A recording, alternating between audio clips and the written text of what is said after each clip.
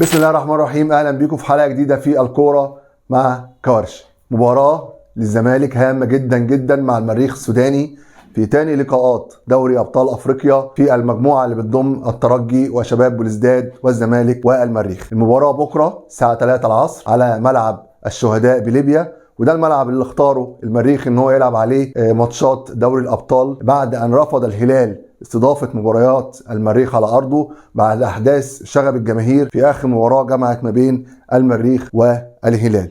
مباراة هامة جدا للزمالك، لا بديل على الفوز والرجوع بثلاث نقاط هامة جدا تدخله في صراع المجموعة مع الترجي ومع شباب بلوزداد.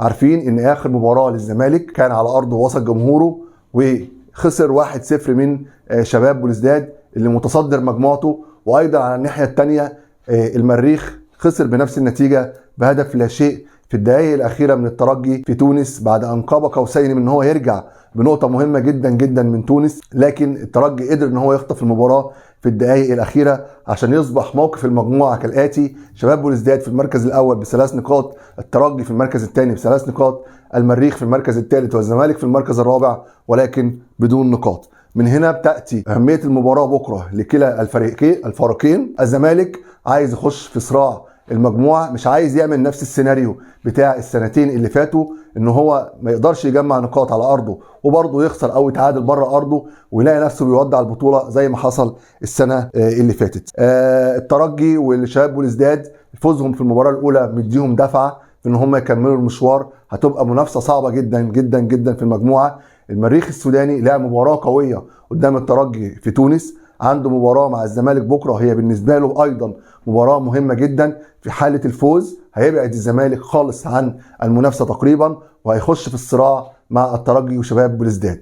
يوم السبت بالمناسبة في مباراة مهمة جدا ما بين الترجي وشباب بلوزداد في الجزائر. المباراة دي بيستناها مش جماهير الجزائر وجماهير بلوزداد والترجي فقط، ايضا جماهير الزمالك مهمهم جدا ان المباراة دي يعرفوا نتيجتها. وان كنت شايف ان احسن نتيجة تفيد نادي الزمالك هي تعادل الفريقين عشان محدش يعني ياخد الثلاث نقاط ويجري ويبعد بالمجموعة. هيبقى عنده 6 نقاط في اول ماتشين، فهيبقى على الفرقتين التانيين سواء الزمالك او الترجي او المريخ حتى ان هو يخش في صراع البطاقة الثانية، عشان هيبقى الفريق اللي حصل على 6 نقاط خد دفعة قوية وضمن الصعود ولو بنسبة 70-80% لدور الثمانية.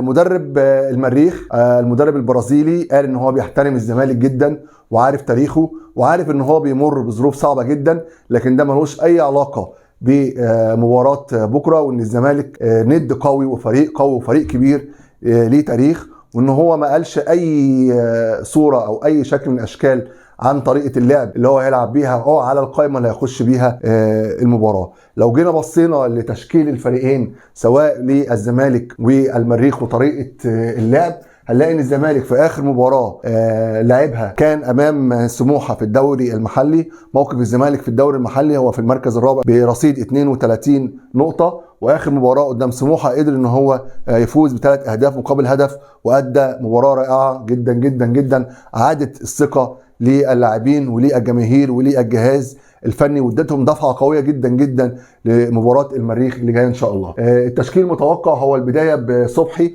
كان لعب المباراه اللي فاتت امام سموحه وتالق، فاعتقد ان هو هيبدا بيه بكره حتى على حساب عواد.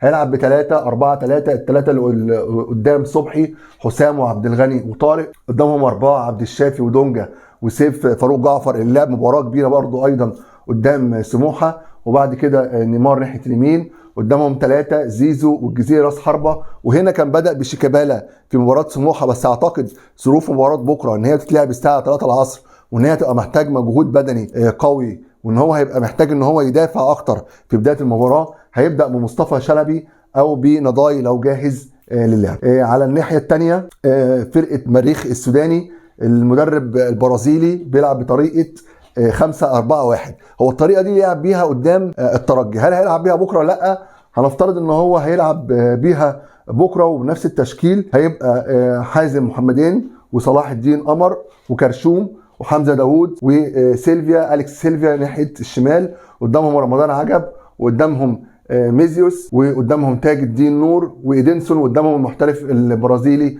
باولو سيرجيو.